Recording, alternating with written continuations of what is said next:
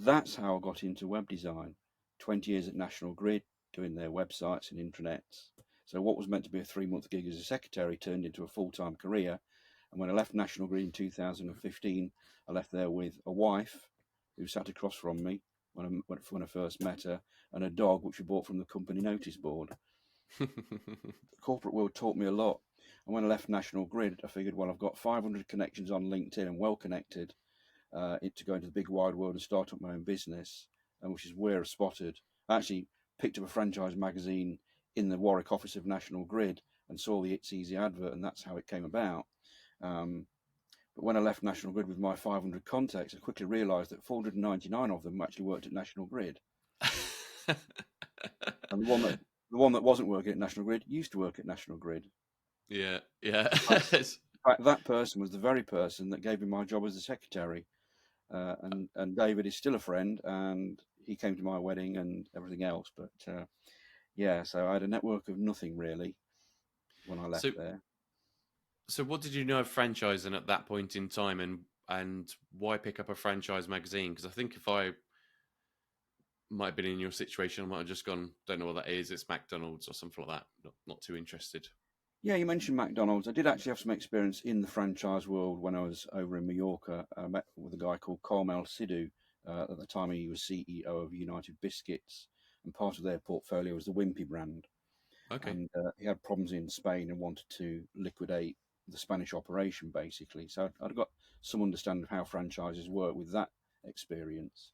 Um, but it came about from a conversation with my sister, actually, and she said to me one day, she says, around early 2015, she said, "Oh, I'm getting a website built." I said, "Are you really? What do I do for a living?" She says, "Oh, yeah, I forgot about that." Anyway, so she paid £2,000 for this guy to build her a website, and it was for luxury pet beds. Okay. And it took the guy 8 months to build this website, by which time my sister had moved on and wasn't doing that business anymore. And I said to her, "Why do you think it took so long?" He said, "Well, the guy said he was busy. He had 3 clients on at the time." Now, although I could build the websites and do everything that was required to build the websites, it quickly dawned on me that as a team of one, that could be my problem. So for me, it was all about servicing the customers correctly, making sure they didn't have that experience. And that's when I thought the way to do this is hit the ground running with a franchise, all the processes set up, a team behind you, where I don't do the work. I create the business, create the sales, create the customer relationships, and then the work gets done in a timely manner. So, and that's why the franchising became the option. I wasn't going to do that, but that one conversation again flipped the way I was thinking, and coincidentally, that's when I picked up the magazine. It just makes a lot of sense, doesn't it? When you kind of think about it like that, you don't always have to make an improvement on something if it's already working really well. You can just introduce that to new people. Yeah, Um, that's right. And as a business owner, when I first started with It's Easy, although I'd had companies in the past, I had a sales company selling phones. The first phone service was Diamond Cable, and I had a business with 12 salespeople selling that. So I had sales experience. You see, I've done lots of jobs I've not mentioned. You see, they keep coming out the woodwork, don't they? But I picked on the prime ones. But all of these things I've done, but as a business owner, I was still learning. So I got a business coach. He's an action coach. It's a franchise. I bought into a franchise. My action coach's previous career was uh, director of sales or director of franchising at Snap-on Tools. His son, Johnny, who is 31, 32, has got 3 McDonald's franchises. Uh, there are more franchises out there than people care to think, whether it's a small cleaning company or a large hotel chain. I think Best Western's a franchise. yeah, They're all out there, and they're working models. If you've seen, if you know, you mentioned McDonald's earlier. If you ever want to find out about franchising, watch the film called The Founder, and that really does tell the story of McDonald's and Ray Kroc and how he saw the opportunity. He was just a salesman, but saw the opportunity and created the McDonald's franchise, which incidentally, their business isn't burgers, their business is property. I want to take you back to day one of joining It's Easy then as a franchisee. Yeah. Um, what what kind of happens? What does it feel like to you to be, a new business owner? And yeah, kind of what were you doing in those first few weeks? It's an interesting one because I moved to the point in where I actually did start working, because when I took the franchise on, I decided to take the summer off because my boy was 4, and I wanted to spend the summer with him before he went to school. So then it came to the big wide world of actually starting the business, and so you go out there with let's go then, and you have your first couple of appointments, and you think, okay, that's that done for today. What else do we do? So what you quickly learn is okay. So you haven't got any customers yet. The first one's not arrived. So you make sure that you're learning what you're doing. For me, it was about learning the It's Easy editing platform. And the reason I picked on It's Easy was having spent so much time at National Grid working with lots of different platforms for editing and creating websites. It really was easy to use. And I was training 200 corporate web editors across the UK and the US, continually reminding them how to edit things, whereas the It's Easy system was great. So in the first month or two, you'd spend time honing your skills, if you like, on the platform in order to help the customers. But then the first customers come along and you spend a lot of time with them because it's your only customer. In fact, my very first customer is still a customer. In fact, in the last couple of weeks, they've ordered a second website for another part of their business and completely rebuilt the first website we built, because websites do need changing. But then again, it was about talking with other franchisees. Going networking is really important. You've not got any customers, we're going to find them. Our business revolves around face to face. While we do use Zoom, primarily now, the first contact is face to face to get a feel for the customer. But it's all things you learn as you go. What works, what doesn't work. I mean, when it first started, I'd network with 2 flies on the wall if they were there. It was went to everything. But you find the one that does work for you, and then focus on making that the best it can be. So yeah, early days it was a learning curve, but the customers did come in. The websites were produced very high quality in a timely manner, unlike my sister's 8-month wait for a website. We were turning websites around in 3 or 4 weeks, as expected. They came when they said they would be met ready. So yeah, it was learning curve first, but throw yourself into the business, spend time up front, reap the rewards later. Yeah, it's good advice that. And I think it's helpful because you've got something there in the background to go and learn. When you go out there on your own, as I've discovered, you kind of don't know what to learn. You start learning anything and everything, and probably spending too much time on the accounting side of things and worrying about that stuff, and not knowing what software or platforms to invest in. And I mean, every decision is a big decision, and it it's not wasted time, I guess, because I've learned a lot, but I perhaps spent time learning stuff that I didn't need to learn. So yeah, that's kind of a big advantage that I can see now that investing in a franchise has, is you've actually get told, do this, look at this, Yeah. here's the software you use, this is how you run it. I mean, you do learn things as you go along. Of course, the new thing we're learning is AI. I use ChatGPT for idea creation. I don't use it for here's your content, because it sounds like ChatGPT's written it. Um, but you do learn stuff that you don't need to learn. You think you need to learn X, Y, and Z. So while the franchise steer you in the right direction, as a business owner, you always want to look for something different and better. And if you've got spare time, it's a nightmare, because you think, okay, what can I do now? Let's go and look at this technology instead and see what that might do. And then sometimes you learn things because your customers are using. So, whether it's learning a different CRM system, you know, um, for example, like HubSpot's quite complicated, but several customers use it, so I've learned it. So when they ask me a question that's not related to the website and they might want to integrate it into our website, I now know how to do that, what's involved, and can suggest things to them. The It's Easy strapline is helping your business grow. Well, the more I can learn about helping businesses grow, the better I am for my clients. So I learn things all the time. I share my black book, which might be all the contacts I have from networking, um, and things I've learned along the way that might help them. And I pass those details along. Caring is sharing. Yeah, I like that. That's really good. So it makes me wonder though, what's your core skill? And now maybe this is the better question. What core skill do you need to be successful with It's Easy? Because we've spoken before, and you're doing well with the brand, right? Your business is going strong, and it's really good to see. But what do you think is the kind of core skill that you need, or you have, that allows you to be successful? Well, the first thing to think about is, what am I selling? So we're selling websites. Do I need to be technical to do that? No, I don't. Do I need to know how to use it? Yes, I do. However, It's Easy is easy to use. So not a core skill, but good to know. Core skill really for me would be how you speak with people. And the trick with speaking to people is not to speak at all. If you let them do the talking, you find out about the customer. So how you manage people for me is what I would say a really important skill. You cannot take a web design brief if you've not listened to what the client's talking about. If you don't learn to understand your client and get to know them well, how can you possibly help them grow their business? So core skill number one, people. How you interact with people, how you manage those relationships is really important. Yeah, it's interesting, isn't it? Because people will assume that they only need to come from web development background. I know you have, and that's possibly an advantage for you.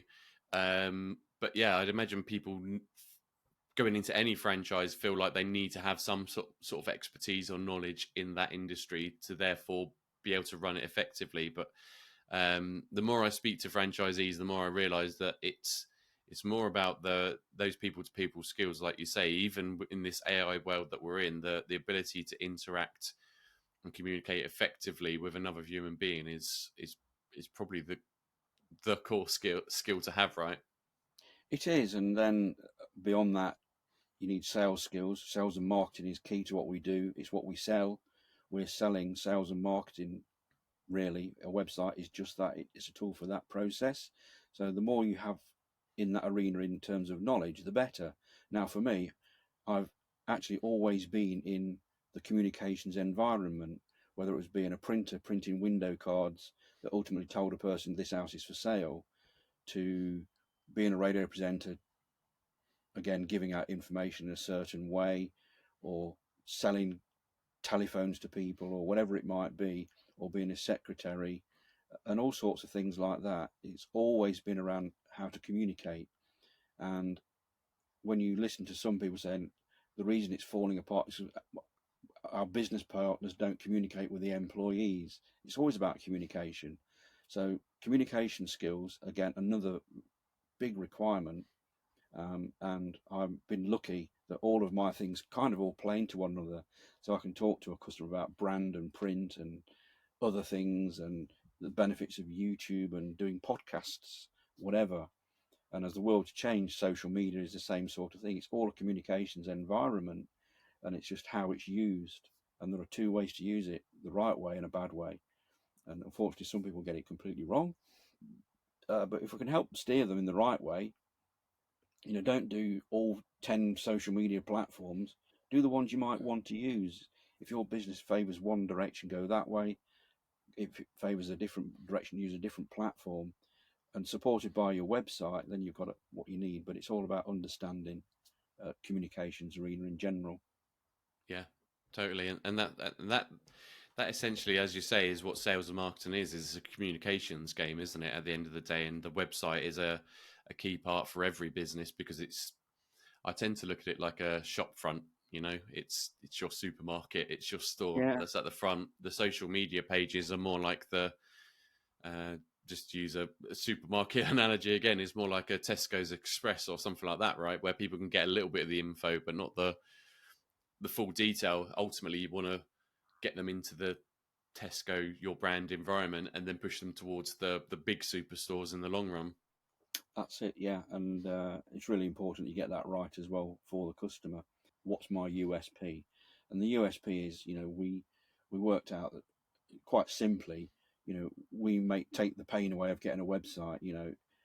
Getting a website is easy. You don't have to know how to build a website. I mean, if you pick on, I don't know, let's pick on an electrician. They might be the best electrician in the world, but you try and get them to put that onto a piece of paper to build a website, they haven't got a clue how to tell you what they do. And it's only with meetings that go, over, several meetings really, you eke out what they actually do, and then you can help them generate content. You might provide them a copywriter to do that. But what we don't do is leave them to worry about it in the background. It is, again, working with the customers and the clients to get that out of them, if you like. Yeah, they don't. People don't know what they do they? Half the time, and trying to eke that out and identify what's going to be attractive to somebody on the outside. Yeah, it can be challenging when you're in the thick of it. So, yeah, I hadn't thought of it before. Like, because that's kind of what a coach does, right? It takes what's in that person's head and kind of lays it out for them to see, so that they can piece it all together and work out a plan forwards, which is what you're doing. The plan forwards, though, is to have that website finished and being able to help generate or help convert clients. Yeah, I want the best website to be the best for them, but also the best for us. I always challenge clients about. They'll say, "We want this, and we want that on the website. We want flashy lights and all this stuff." And I say, "Well, you don't really, because there's several reasons not to do that, and here's why." So we explain why, and then but you never just say, "Here's why you shouldn't have it." You then counter that with, "Here's what I recommend that you try, or recommend that you have."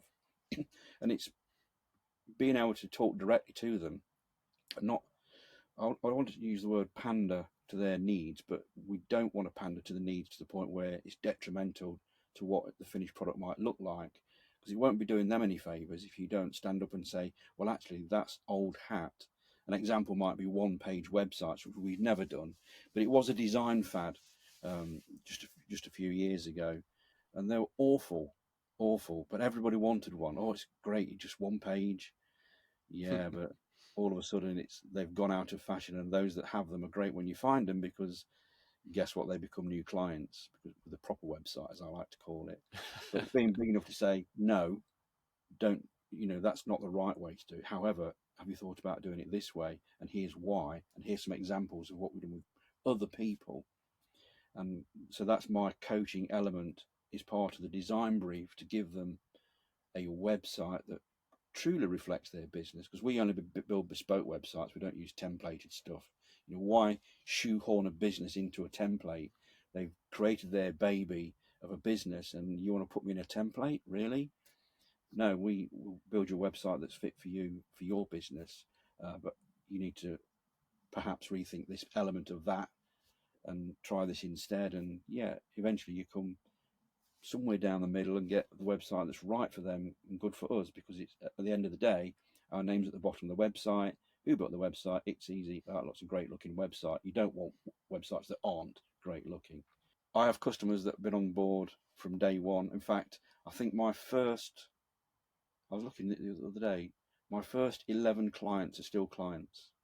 Wow. Some So have that gone by the wayside through changing or closing the business. We lost some to COVID. Or that they've gone different ways or been bought out, whatever it might be. But yeah, those first clients are still clients. Yeah. See, that repeat model, or that the ability to have a client over a long period of time is it's kind of the dream, really, isn't it? When you're setting up a business, you want to have that almost like residual income, because you, as part of the service, you host the site, and obviously there's a fee that comes with that. So having that Yeah. residual income, I mean, that's what we all want, isn't it? Just regular income that, okay, if you might lose a client, gain a client, it's not going to vary too much, as long as you're delivering a good service, of course. Yeah, and that's the thing about when you've got a recurring income, the first thing you do is protect the client. You want to make sure that client stays on board for as long as possible. Not so much because it is a recurring income, that's a consequence of keeping the client. But when you build relationships with a client, and lots of my clients are now very good friends. I've been to the weddings, I go to the houses for lunch and breakfast quite regularly. I have several clients that do that all the time. They come. I've got one coming to the house this afternoon. Nice. We'll chew the cud and talk about his website and do some other stuff. And That's how it is. But when you nurture your clients, the consequence is the recurring income. And so, client retention is really important for any company. And I tell my clients exactly the same. So, how do you retain your customer in the case where they can be retained customer? Because some businesses, it's not retained work. However, give the right experience, your customer will give you other work, which is where most of my business comes from referrals from clients mainly. The reality is that, I'm not seeing myself retire anytime soon. I'm enjoying myself too much, but it's, what else can we pull from the business? What other type of clients can we do? And so I'm just, I do a lot of websites for charities, about 15 charities on board. I'm now on the board of trustees of 2 of those charities. So, working into the kind of industries I like, not saying picking and choosing, but, share the same ethics as me, if you like. Do you feel like you're making and it sounds like you are, but do you feel like you're making a big impact in your community, your local community? Yeah, absolutely. I was a parish councillor for 8 years as well. You kind of, the type of people that do that generally tend to get involved in all sorts of things, that giving back piece. But I'm well known in the charity circles, thanks to one of my best clients, who's now one of my best friends, who's involved in pretty much every charity in Leicestershire, one way or another. And it was her that said, "You really ought to be a trustee." So I am on the board of trustees at the Zinthia Trust, look after disadvantaged women and children in Leicestershire, and Be Inspired, a community charity based in Braunston. I'm on their trade arm, if you like. We've got £10 million portfolio that we manage. But yeah, John is the charity boy, if you like, in Leicester. They all know me. I go to a lot of events, and I'm there to help. If they might talk to me about marketing or something else, or how do I do this, and yeah, I'll happily help everybody. It's one of the fun Fantastic. parts of the job. Finding stuff you like to do and getting paid at the same time is great, but getting involved and giving back is even better.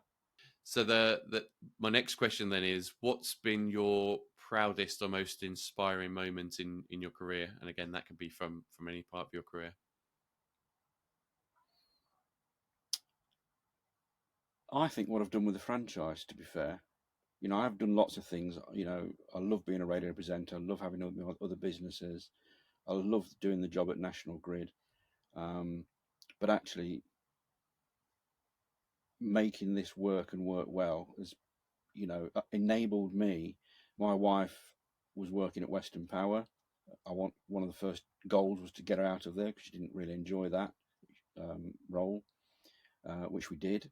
So to be able to say we're standing on our own 2 feet with what we've done as a team, because she does help, has got to be it. Yeah, nice. The franchise has given us exactly what we wanted, which was more family time, more time together. I'm not money driven. I don't want to be a millionaire. I wouldn't turn it down, but it's not my driver. My drive is what happens in the family home and what happens with the spare time I've got and who I can help on the way. And I've been able to do that. It wasn't the case at 20 years at National Grid, I can tell you. 70 hours a week. It sounds great flying out to New York and Boston and going to London a lot, but when you don't see your family grow up, what are you doing it for? So yeah, the franchise has given me what we wanted. John, thank you very much for your time today. It's been an absolute pleasure getting to know you and your story and to hear the various bits of advice that you've got. So much of it resonates with me, so I really appreciate your time and thank you for joining me on the Disenfranchised. Enjoyed it thoroughly. Thank you very much for having me. Nice one. Cheers, mate. Take care. Cheers. It's Easy franchisees come from a wide variety of backgrounds. You don't have to be a web designer or digital marketing expert. If you enjoy meeting people, building relationships, and have a desire to start and grow a successful business, then get in touch now.